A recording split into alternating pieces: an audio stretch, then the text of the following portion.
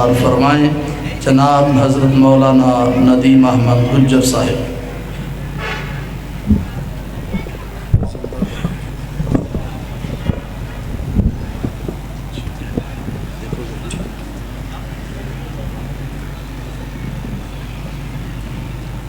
ان کے بعد انشاءاللہ شہید ملت علامہ احسان الہی ظہیر رحمۃ اللہ علیہ، ان کے پوتے انشاءاللہ حضرت مولانا جناب قیم الہی ظہیر صاحب حفظہ اللہ تعالی وہ خطاب فرمائیں گے۔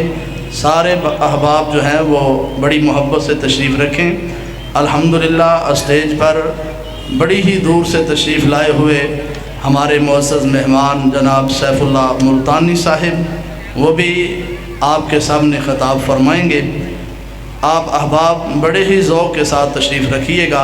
اب آپ سے خطاب کرتے ہیں جناب مولانا ندیم احمد گجر صاحب۔ احمدہ و اصلی علی رسولہ الکریم، اما بعد فاعوذ باللہ من الشیطان الرجیم، بسم اللہ الرحمن الرحیم۔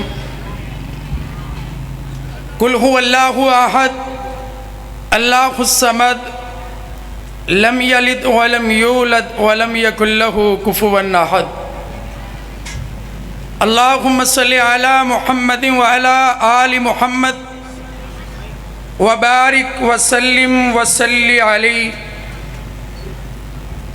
سامعین محترم، 111ویں سالانہ اہل حدیث کانفرنس پولیک شہر سیالکوٹ اور میں سرزمین کمالیہ سے آنے والا ایک طالب علم جو اس کانفرنس میں آپ سے چوتھی مرتبہ مخاطب ہوں، اور میں یہ سمجھتا ہوں کہ میں کوئی خطیب نہیں تھا، کوئی واعظ، کوئی مبلغ نہیں تھا۔ ایک نام میری زندگی میں ایسا ہے جس کا تذکرہ میں نے اپنے کئی خطبات اور کئی تقریروں میں کیا، وہ نام شہید ملت علامہ احسان الہی ظہیر رحمہ اللہ کا ہے۔ اور پولیک سیالکوٹ والوں، میں تمہارا شکر گزار ہوں کہ میں نے اپنے ڈسٹرکٹ ٹوبہ ٹیک سنگھ سے باہر پہلی تقریر اگر کوئی پاکستان میں کی تھی تو وہ پل ایک کی مسجد میں جمعہ پڑھایا تھا، اور اس کے بعد میں ہر سال کانفرنس پہ یہاں آتا ہوں۔ میں جہاں بھی جاؤں گا میں توحید کے ترانے گاؤں گا، میں جہاں بھی جاؤں گا اپنے نبی کی مدحت کا جھنڈا بلند کروں گا، میں جہاں بھی جاؤں گا اصحاب محمد کی بات کروں گا۔ انشاءاللہ پل ایک والوں میں تمہیں کبھی بھول نہیں سکتا۔ آج کی اس سالانہ کانفرنس میں جس موضوع کو میں نے لفظوں کے پیرہن میں پرویا ہے، وہ موضوع کو نیا موضوع نہیں ہے، وہ موضوع اللہ کی توحید کا موضوع ہے کہ جس توحید کو آدم علیہ السلام سے لے کر میرے محمد رسول اللہ صلی اللہ علیہ وآلہ وسلم تک ہر نبی نے سب سے پہلی دعوت کے طور پر اپنی قوم کو پیش کیا ہے، اور اسی موضوع کی دعوت سرزمین پاکستان میں علامہ احسان الہی ظہیر نے، حبیب الرحمن یزدانی نے، عبداللہ شیخ پوری رحمہ اللہ نے، اور شیخ القرآن محمد حسین شیخ پوری رحمہ اللہ نے دی ہے۔ اور وہ دعوت کیا ہے؟ وہ دعوت اہل حدیث کی صاف دعوت ہے، پاک دعوت ہے، نکھری ہوئی دعوت ہے۔ اور وہ اعلان کیا ہے کہ مشکل کشا صرف اللہ ہے، حاجت روا صرف اللہ ہے، بگڑی بنانے والا صرف اللہ ہے، بیٹا دینے والا صرف اللہ ہے، بیمار کرنے والا صرف اللہ ہے۔ وَإِذَا مَرِضْتُ فَهُوَ يَشْفِينَ، اور بیماروں کو شفا دینے والا بھی بولو کون ہے؟ صرف اللہ ہے۔ رب کائنات نے اپنی لا ریب کتاب میں ان لوگوں کا تذکرہ کیا جو رب کے سوا اور کو پکارتے ہیں، ندا کرتے ہیں، آواز لگاتے ہیں۔ رب فرماتا ہے لا یخلقون شیئا وہم یخلقون، کسی چیز کے وہ خالق نہیں ہیں بلکہ وہ تو خود پیدا کیے گئے ہیں۔ اموات غیر احیاء، وہ مردہ ہیں، وہ زندہ نہیں ہیں۔ وما یشعرون ایان یبعثون، وہ یہ بھی نہیں جانتے کہ وہ مرنے کے بعد کب دوبارہ اٹھائے جائیں گے۔ سامعین محترم، یہ سٹیج عظیم الشان سٹیج ہے، یہ علماء کا کثیر جھمگٹا، اور میرے پاس شہید ملت علامہ احسان الہی ظہیر کے پوتے قیم الہی ظہیر موجود ہیں۔ اللہ رب العزت قرآن مجید میں انسانوں کو مخاطب کرتے ہیں اور فرمایا یا ایھا الناس ضرب مثلا فاستمعوا لہ، اور لوگوں تمہارے لیے ایک مثال بیان کی جا رہی ہے، ساری کائنات کے لوگوں کے لیے، عربیوں کے لیے، اجمیوں کے لیے، گوروں کے لیے، کالوں کے لیے، ہر زبان والوں کے لیے۔ اور وہ مثال کیا ہے؟ اللہ فرماتے ہیں والذین تدعون من دون اللہ لن یخلقوا ذبابا ولو اجتمعوا لہ، جو رب کے سوا کسی اور کو پکارتے ہیں ایک مکھی بھی تخلیق نہیں کر سکتے۔ اور سامعین محتشم، مجھے بتائیے جب رب کا قرآن توحید کو بیان کر رہا ہے اور واشگاف الفاظ میں بیان کر رہا ہے تو ہم کہتے ہیں کریا کریا، نگر نگر، بستی بستی کہ رب کے سوا بیٹا کوئی نہیں دے سکتا ہے، کہ جب ساری کائنات کے لوگ رب کے سوا مل کر مکھی نہیں بنا سکتے تو بیٹا کون دے سکتا ہے؟ عروج کون دے سکتا ہے؟ زوال کون دے سکتا ہے؟ ہم کہتے ہیں کشتی پار لگانے والا اللہ ہے، نصیب بنانے والا اللہ ہے، رزق دینے والا اللہ ہے، اور جو غیر اللہ سے مانگتا ہے اللہ کی قسم وہ کائنات کا بدترین مشرک ہے، اور مشرک جنت میں نہیں جائے گا۔ رب کائنات نے اپنے کلام مقدس کے اندر ایک مشرک کے بارے میں کہا ہے کہ میں نے یہ فیصلہ کر دیا ہے کہ شرک کرنے والا بولو رب کی جنت میں جا سکتا؟ ماں باپ کا گستاخ ہے، رب سزا دے گا، جنت ملے گی۔ زانی ہے، رب سزا دے گا، جنت ملے گی، سب کو ملے گی، گناہگاروں کو ملے گی۔ لیکن آؤ، ایک وہابی کا بیٹا سرزمین سیالکوٹ میں کہہ رہا ہے اور لوگوں ہماری دعوت کو مانو، ہماری دعوت یا رب کا قرآن ہے یا میرے محمد کا فرمان ہے۔ اللہ کیا فرماتے ہیں؟ لن یخلقوا ذبابا ولو اجتمعوا وَإِن يَسْلُبْهُمُ الذُّبَابُ شَيْئًا، کہ اگر وہ مکھی ان کے کھانے سے ایک لقمہ لے جائے، فرمایا یہ اس کے منہ سے وہ لقمہ نہیں لے سکتے۔ ضعف الطالب والمطلوب، جس سے طلب کیا جا رہا ہے وہ بھی کمزور ہے، اور جو طلب کرنے والا ہے وہ بھی کمزور ہے۔ توحید کی صدا ہے، رب کا قرآن ہے، قل هو اللہ هو احد اللہ الصمد لم یلد ولم یولد ولم یکن لہ کفوا احد۔ میرے محبوب کریم صلی اللہ علیہ وسلم فرماتے ہیں، صحیح مسلم کی حدیث ہے، جو شخص ایک بار سورہ اخلاص کو پڑھ لیتا ہے، سورۃ اخلاص کی تلاوت کر لیتا ہے، رسول اللہ فرماتے ہیں اللہ اس کو 1/3 قرآن مجید کا ثواب عطا فرماتا ہے۔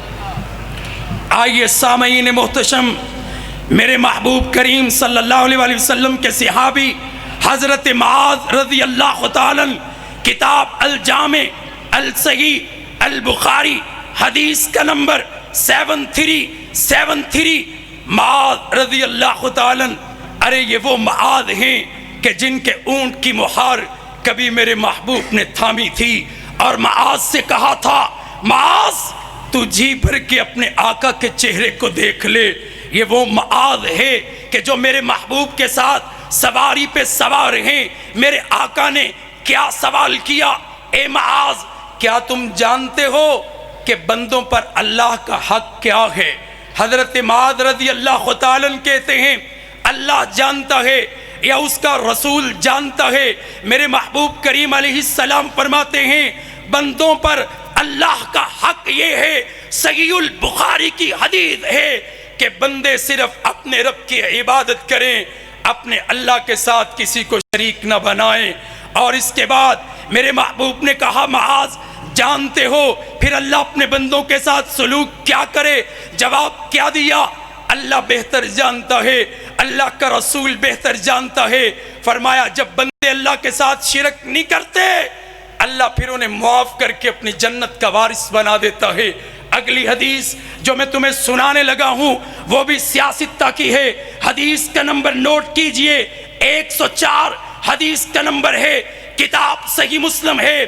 میرے محبوب کے صحابی ابو ایوب رضی اللہ تعالیٰ عنہ فرماتے ہیں کہ میرے اور آپ کے پیارے محبوب کریم علیہ السلام ایک سفر پہ جا رہے تھے، صحابہ ساتھ تھے۔ ایک شخص آیا اور اس نے میرے اور آپ کے پیارے مصطفیٰ کی اونٹنی کی نکیل کو پکڑ لیا۔ وہ نکیل کتنی پیاری ہوگی جو میرے مصطفیٰ کی اونٹنی کی ہوگی۔ ہم تو اس پتھر سے بھی پیار کرتے ہیں جس پتھر پہ میرے مصطفیٰ کے قدم آئے ہیں، اس مٹی سے بھی پیار کرتے ہیں جس مٹی نے میرے آقا کی زیارت کی ہے۔ اور میرے علامہ احسان نے 1986 کی جناح ہال کی مارکت الارا تقریر میں کہا تھا کاش ہم وہ پتھر ہوتے جو آقا کے قدموں کو چوما کرتے تھے، کاش ہم کپڑے کی وہ ٹاکیاں ہوتی جو سیدہ خدیجہ نبی کے زخموں پہ رکھا کرتی تھیں۔ وہ تو بڑے نصیبے والے لوگ تھے۔ اور میرا علامہ ساری زندگی رب کی توحید کو بیان کرتا چلا گیا، نبی کی عظمت کا درس دیتا چلا گیا، صحابہ کی عظمت کو بیان کرتا چلا گیا۔ صحابی نے اونٹ کی مہار کو پکڑا، وہ تو عرابی تھا۔ میرے محبوب نے اپنے صحابہ کی طرف دیکھا، ارے یہ کون صحابہ ہیں کہ زندگی میں آخری دن میرے محبوب کا، اور میرے محبوب حجرے کی کھڑکی کھول کے اپنے صحابہ کو دیکھیں۔ اللہ کی قسم صحابہ کے لیے حضور کے چہرے سے بڑھ کر دنیا میں کوئی منظر تھا ہی نہیں۔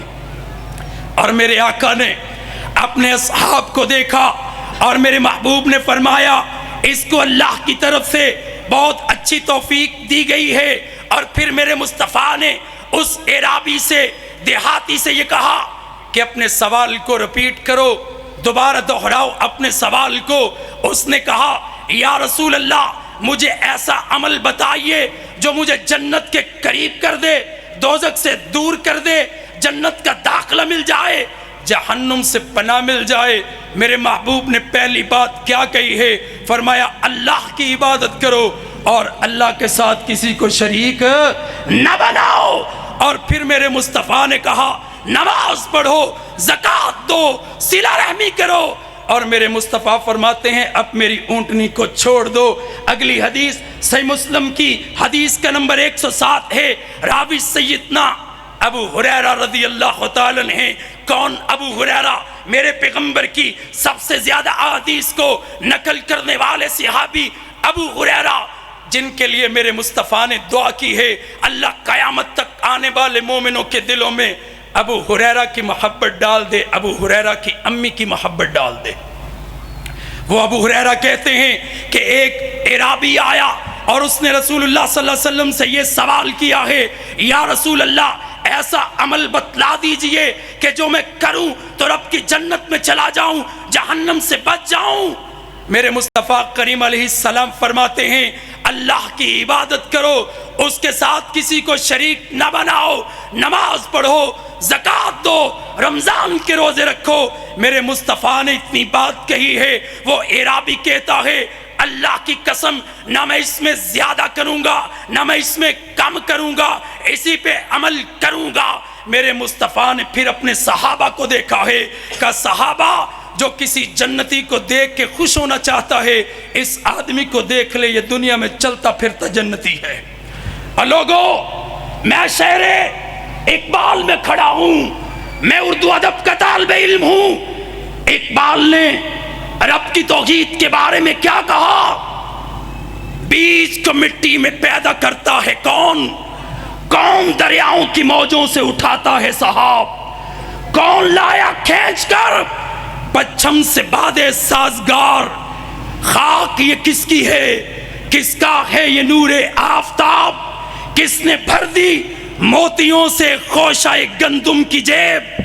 موسموں کو کس نے سکھلائی ہے خوئے انقلاب؟ اور اقبال ہی نے کہا تھا بتوں سے تجھ کو امیدیں خدا سے نا امیدی، مجھے بتا تو صحیح اور کافری کیا ہے؟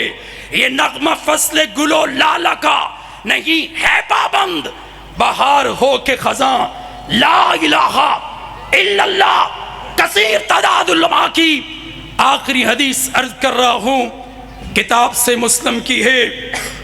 میرے اور آپ کے پیارے محبوب کے صحابی عبداللہ ابن مسعود رضی اللہ تعالیٰ عنہ فرماتے ہیں کوئی نہیں اللہ سے بڑھ کر جو اپنی تعریف کو پسند کرتا ہو، میرے رب نے سب سے زیادہ اپنی تعریف کو پسند کیا ہے، اسی لیے میرے رب نے قرآن کریم میں اپنی تعریف کو بیان کیا۔ اور عبداللہ ابن مسعود فرماتے ہیں اللہ سے بڑھ کر کوئی غیرت مند نہیں ہے، اسی لیے میرے رب نے ظاہری اور باطنی فاحش اور لایانی اور بیہودہ باتوں کو میرے اللہ نے حرام کر دیا ہے۔